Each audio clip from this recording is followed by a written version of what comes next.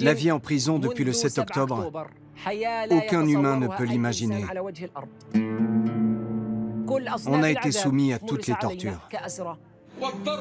Des coups, des positions insoutenables, des grenades assourdissantes. Ils nous torturaient à coups de choc électrique. Ils lâchaient des chiens énormes sur nous. Ni toilette, ni eau, ni nourriture, et pas le droit de dormir. Les coups, les interrogatoires, la torture, j'en ai perdu la vue. Ils nous ont dit, ici, c'est l'enfer. Et c'était vrai.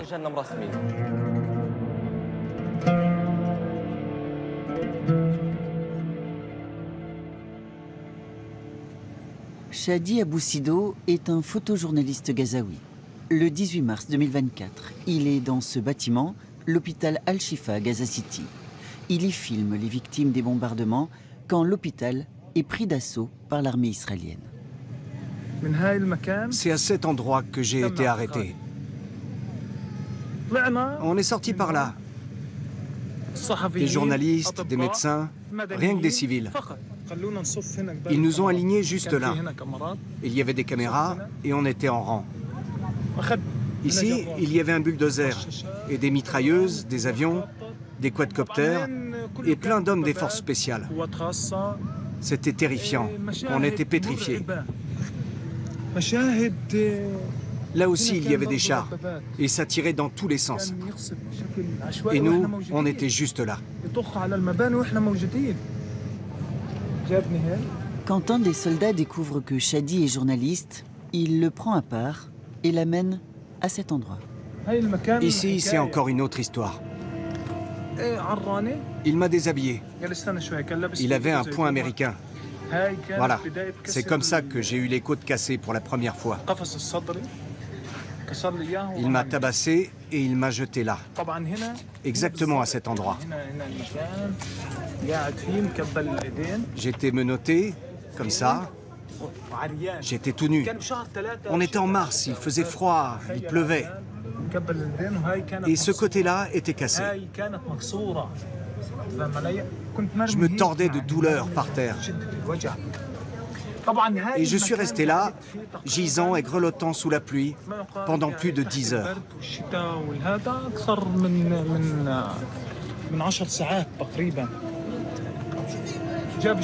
Après, ils ont amené un camion là-bas. On était entravés. Dans le camion, il y avait de la place pour 20-30 personnes maximum.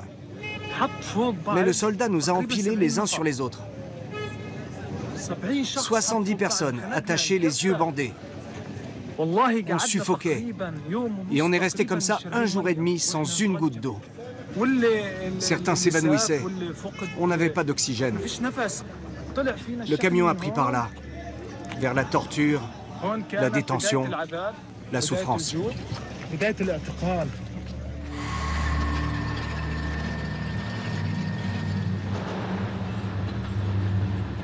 Dès les premiers mois de la guerre, ce genre d'images commence à circuler sur les réseaux sociaux.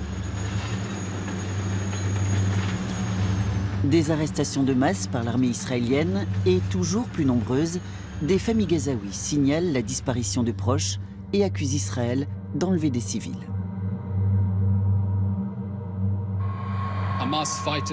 Les combattants du Hamas, on l'a documenté tout au long de cette guerre, se déguisent délibérément en civils.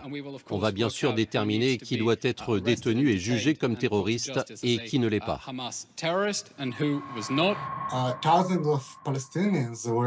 Des milliers de Palestiniens sont détenus en Israël sans aucune procédure légale. Qui sont-ils? Ils sont tout le monde. Des profs, des médecins, n'importe qui. Les soldats israéliens débarquent dans un endroit, un hôpital, une rue, et raflent tout le monde, les entassent dans des camions et les ramènent dans des camps de torture en Israël.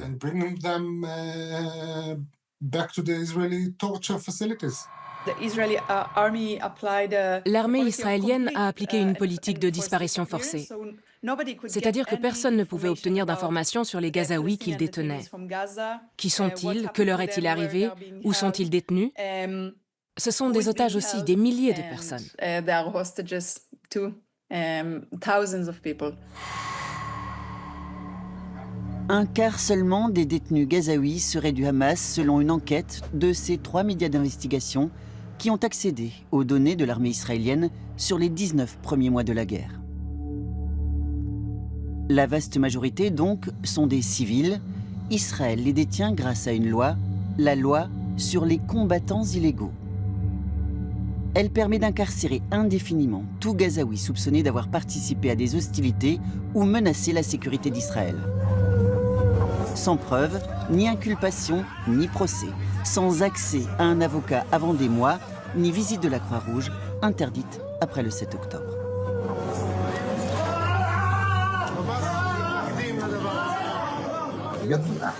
Peu importe à quel point j'expliquerai ce qu'on a vécu, les mots ne suffisent pas pour décrire cet enfer. Le docteur Abou Ajwa est chirurgien. Le 18 décembre 2023, raid israélien sur l'hôpital Baptiste à Gaza City. Les soldats l'arrêtent, ici même, dans cette salle d'opération. Plus de 300 personnels de santé ont été comme lui détenus en Israël en 2 ans de guerre. 97 le sont toujours. Pour lui, le calvaire a duré 7 mois. Ils nous aspergeaient d'eau, par exemple, et mettaient la clim et les ventilateurs en plein hiver. Après ça, ils nous amenaient à l'interrogatoire. Et là, c'est encore une autre histoire. Vous ne pouvez pas vous imaginer. Un jour, un des interrogateurs a trempé la brosse des WC dans les excréments. Et il m'a dit « Toi, tu t'es pas brossé les dents depuis longtemps. Laisse-moi faire. » Vous imaginez? Il m'a brossé les dents avec de la merde. Moi, j'étais pieds et poings liés à une chaise basse sur laquelle je suis resté attaché pendant des heures. Je suis médecin. Qu'est-ce que je pouvais leur donner comme information? Je ne connais que cette salle d'opération. Coups violents et répétés, attaques de chiens, électrocution, simulacre de noyade, position de stress prolongée, violence sexuelle, humiliation comme forcer les détenus à agir comme des animaux ou se faire uriner dessus, refus de soins médicaux, contraintes excessives causant des amputations, chirurgie sans anesthésie, froid et chaleur extrême, privation de nourriture, d'eau, de sommeil, d'hygiène et de vêtements. Cette liste a été égrenée en novembre dernier devant le comité de l'ONU contre la torture à Genève. Le comité a été profondément choqué par les descriptions dans un grand nombre de rapports issus de nombreuses sources différentes. Des organismes internationaux, dont diverses agences de l'ONU, des ONG israéliennes, palestiniennes, internationales et d'autres sources encore. Tous fournissent des descriptions détaillées et très similaires d'actes de torture et mauvais traitements infligés aux Palestiniens.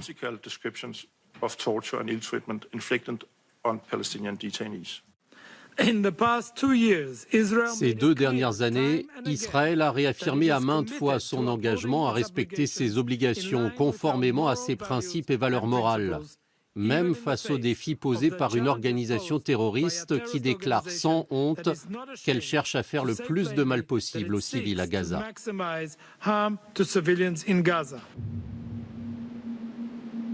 Parmi les rapports d'ONG cités à Genève, il y a celui de B'Tselem, une des principales organisations israéliennes de défense des droits de l'homme. 55 détenus auditionnés de Gaza, de Cisjordanie, de Jérusalem-Est, hommes et femmes, sur 16 prisons, civiles et militaires. 100% des témoins affirment avoir été torturés. Nous avons conclu qu'il s'agissait de crimes contre l'humanité, commis en toute connaissance de cause et dans la ligne de l'actuel gouvernement israélien et de son ministre de la Sécurité nationale, Ben Gvir. Itamar Ben Gvir, issu de l'extrême droite religieuse. Il dirige l'administration pénitentiaire et partage volontiers sa vision dans ses vidéos. Les voilà, les soi-disant héros du Hamas, qui s'en prennent à nos enfants, à nos femmes, à nos bébés. Regardez-les. Conditions minimales. Mais il faut plus. La peine de mort pour les terroristes. La proposition de loi sur la peine de mort pour les terroristes a été approuvée en première lecture au Parlement israélien. Ben Gvir est là pour fêter ça. Le texte doit encore passer par 2 lectures à la Knesset. S'il est adopté, la peine de mort s'appliquerait à toute personne reconnue coupable d'avoir tué un Israélien, volontairement ou par imprudence, par racisme, pour nuire à l'État d'Israël ou à la renaissance du peuple juif. La loi sur la peine de mort est passée en première lecture, mais en réalité, elle est déjà appliquée sur le terrain. On tue déjà les prisonniers. On a pu confirmer la mort de 94 Palestiniens détenus en Israël, mais on pense que ce nombre est beaucoup plus élevé. C'est une politique d'assassinat systémique. Ce type de rapport, c'est une fois de plus la preuve des efforts déployés pour diaboliser Israël, comme le font tant de médias chaque jour. Si vous voulez parler de ça, alors vous devriez aussi parler des tortures, des mauvais traitements et de la famine que nos otages ont dû endurer. Le fait qu'une des parties au conflit viole et méconnaisse les obligations qui lui incombent ne saurait servir de prétexte à l'autre partie pour violer et méconnaître ses obligations en vertu du droit international.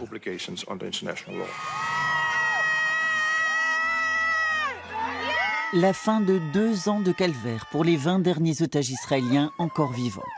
Certains accusent eux aussi le Hamas d'abus, y compris sexuels. Ils sont libérés le 13 octobre dernier, comme prévu par le plan de paix de Donald Trump.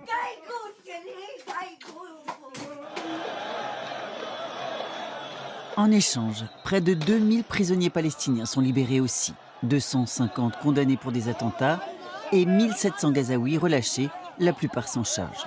Ils retrouvent leurs familles, qui pour beaucoup ignoraient s'ils étaient morts ou vivants.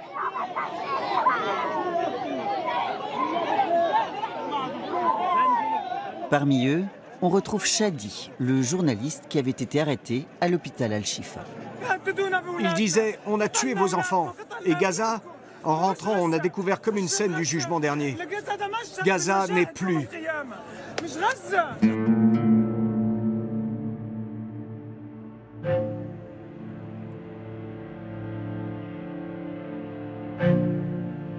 Quand il revoit Gaza ce jour-là, Fadi est sûr que ses geôliers ont tué sa famille.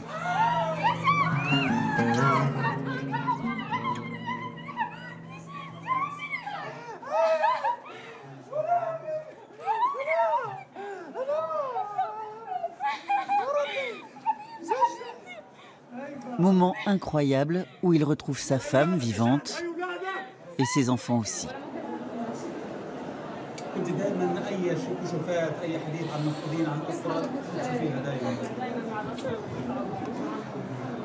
Aujourd'hui, il regarde cette vidéo en famille, le retour à la vie après 20 mois en prison.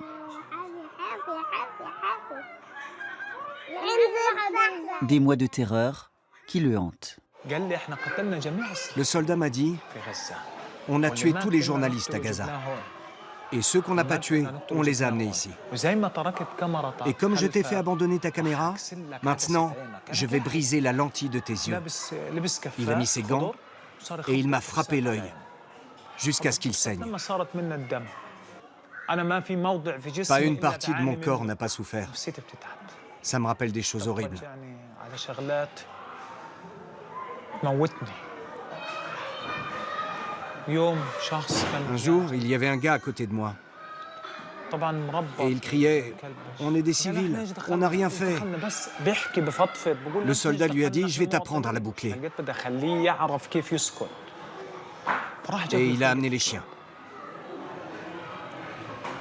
Il lui a dit « Enlève ton pantalon, le chien est pressé ». Alors le détenu a baissé son pantalon avec ses mains attachées. C'est le chien qui lui a arraché ses sous-vêtements. Et le chien l'a sodomisé.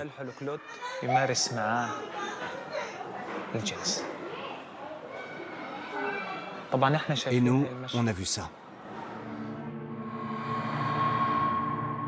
Le Centre palestinien des droits de l'homme est une ONG gazaoui qui coopère aux enquêtes de la Cour pénale internationale, ce pourquoi elle a été sanctionnée par l'administration Trump. Elle a recueilli 320 témoignages de détenus libérés, notamment des cas de viol. Je ne peux pas décrire ce que j'ai ressenti. J'ai souhaité mourir à chaque instant. Ils ont violé notre dignité, notre être et tout espoir qu'on avait dans la vie. Et là, un cas de viol par un chien. Les chiens nous ont grimpé dessus et uriné sur nous. Puis, le chien m'a violé. Il est entraîné pour faire ça. Les chiens savent exactement ce qu'ils font. Le viol par chien est peut-être le plus courant qu'on ait documenté, plus que par les soldats ou que le viol avec des bâtons.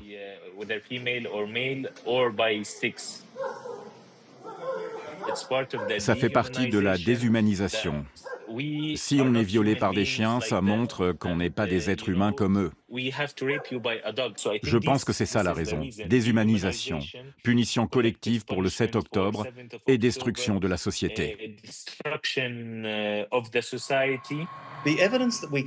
Les preuves que nous avons recueillies sur les violences sexuelles montrent qu'elles n'ont pas été perpétrées par des soldats pour leur satisfaction sexuelle. Elles étaient systématiques et font clairement partie des procédures opérationnelles standards.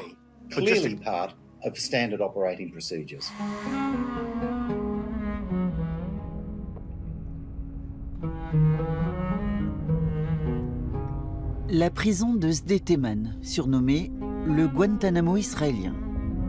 Une base militaire dans le sud d'Israël, transformée en centre de détention après le 7 octobre. Il y en a plusieurs comme ça, où les détenus sont gérés directement par l'armée.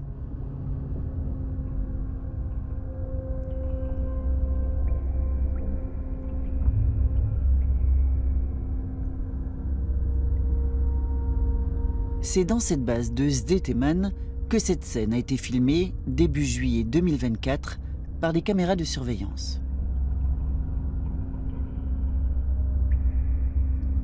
Des soldats israéliens isolent un prisonnier palestinien et lui infligent toutes sortes de sévices. C'est un cas de viol. Quelques soldats ont été inculpés et c'est un des très très rares cas où il y a eu des inculpations dans l'armée. Et pas pour viol. Ils ont été inculpés pour avoir causé des blessures graves alors que c'était clairement un cas de viol.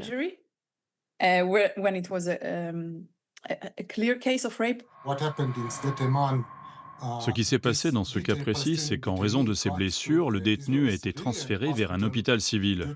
Et le rapport médical est devenu public. Ça déclenche une enquête. Et le jour où la police militaire vient arrêter les suspects, des soldats d'une unité d'élite, une foule de manifestants se rend sur place à la prison de Sde-Teman pour s'interposer.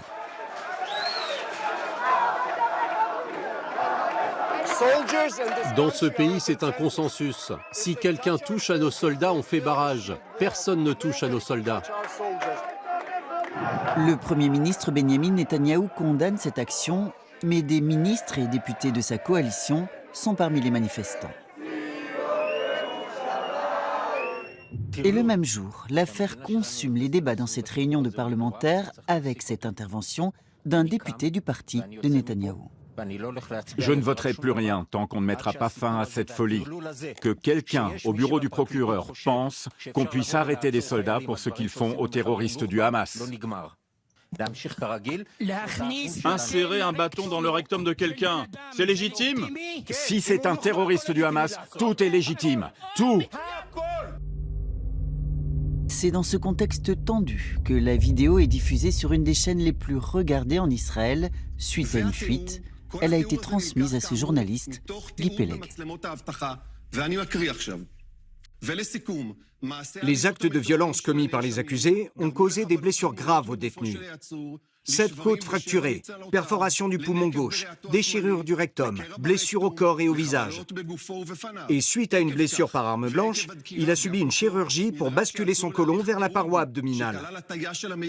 Voilà ce qui a été fait selon l'acte d'accusation. Et certains osent défendre ces pratiques. Plus d'un an après la fuite, scandale en Israël. La procureure de l'armée, Yifat Tomer Yerushalmi, admet avoir transmis la vidéo à la presse. Elle démissionne, assignée à domicile, traquée. Elle fait 2 tentatives présumées de suicide et risque des poursuites. Guy Peleg, le journaliste qui a diffusé la vidéo, est lui aussi la cible de l'extrême droite. Harcelé, menacé, il vit sous protection policière. Les auteurs présumés du crime, eux, remis en liberté en attendant leur procès, sont apparus masqués sur la chaîne d'extrême droite Channel 14. Nous sommes fiers. Nous avons été choisis pour une mission complexe, celle de faire face à ces sous-humains.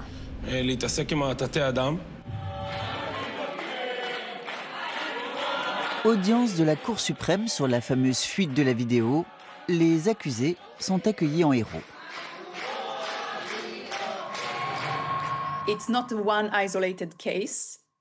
Ce n'est pas un cas isolé, mais dans tous les autres cas, personne n'a été inculpé.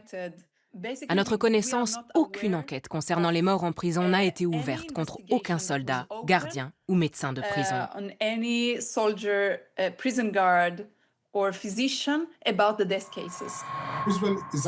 L'État d'Israël ne veut ni ne peut enquêter sur lui-même, car les abus et autres crimes contre l'humanité sont partie intégrante de sa politique.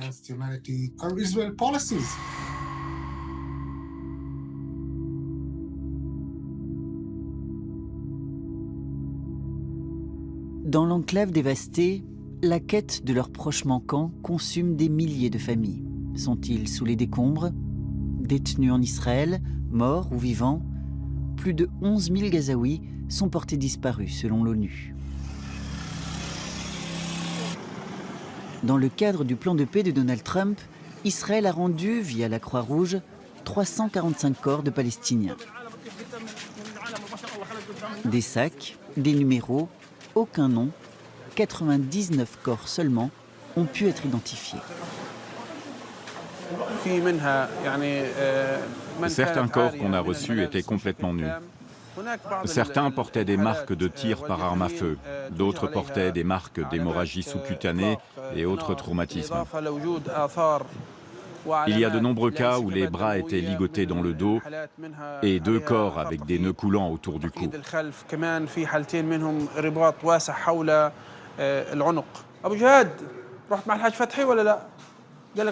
Ahmed Deir dirige le département de médecine légale à l'hôpital Nasser de Khan Younes, ou plutôt, ce qu'il en reste. Voilà notre département de médecine légale. C'est cette pièce et tout ce qu'elle contient. Et c'est le seul endroit pour la médecine légale dans tout le sud de Gaza.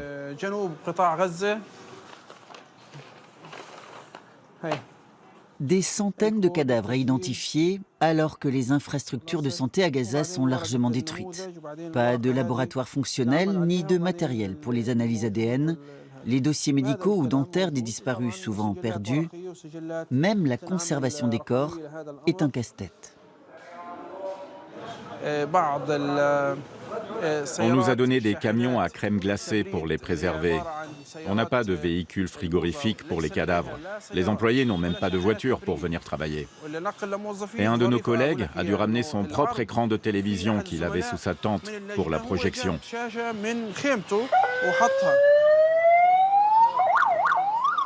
Il parle de cette projection.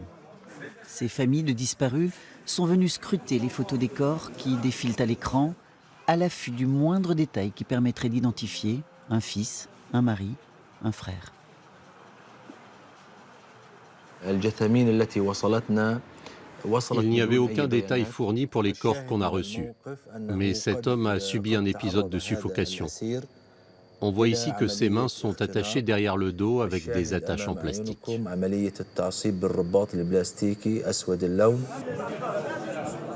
Cette femme recherche désespérément une trace de son mari disparu. Tout le monde dit c'est mon fils, mais on ne sait rien. J'espère que quelqu'un peut contacter l'armée israélienne pour qu'ils nous disent qui ils détiennent, vivants ou morts, et qu'ils nous donnent les noms. On n'a que des numéros.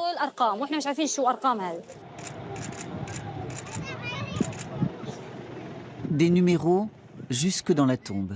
Ceux qui n'ont pu être identifiés, la majorité, sont enterrés dans des fosses communes comme celle-ci.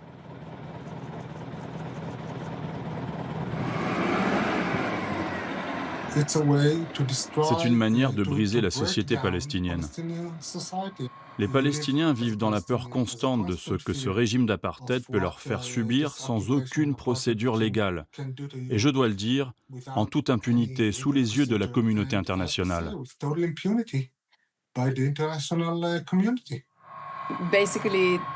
C'est la face cachée du génocide, ce qui se passe en prison. Il faut que ça cesse, immédiatement. Et ça n'arrivera pas sans intervention internationale. Nous,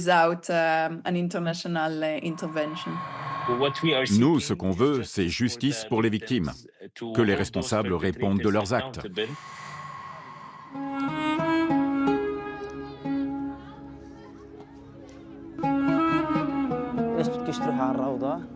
Et puis, il y a les traumatismes du retour. À sa libération, Nassim a retrouvé Sama, sa fille, mais sa femme et ses 3 autres enfants ont été tués par un missile israélien durant sa détention. Il vit désormais ici avec Sama.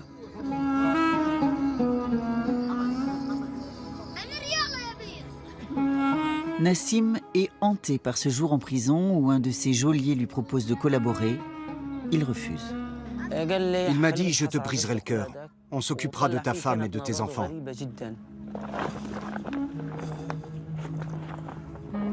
En prison, il avait réussi à leur broder en cachette ses cadeaux avec une planche et un clou. J'ai travaillé dur pour celui-là. Je l'ai fait pour les miens. J'ai écrit « Vous êtes ma joie. La famille, c'est tout pour moi. Je vous aime. » avec les initiales de ma femme et les noms de mes enfants.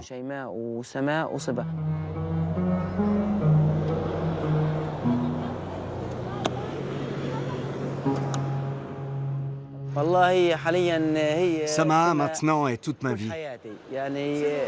Et j'espère que tous ceux qui sont encore détenus en Israël seront libérés. Qu'ils puissent eux aussi retrouver ce qu'ils aiment, revoir la mer et le soleil.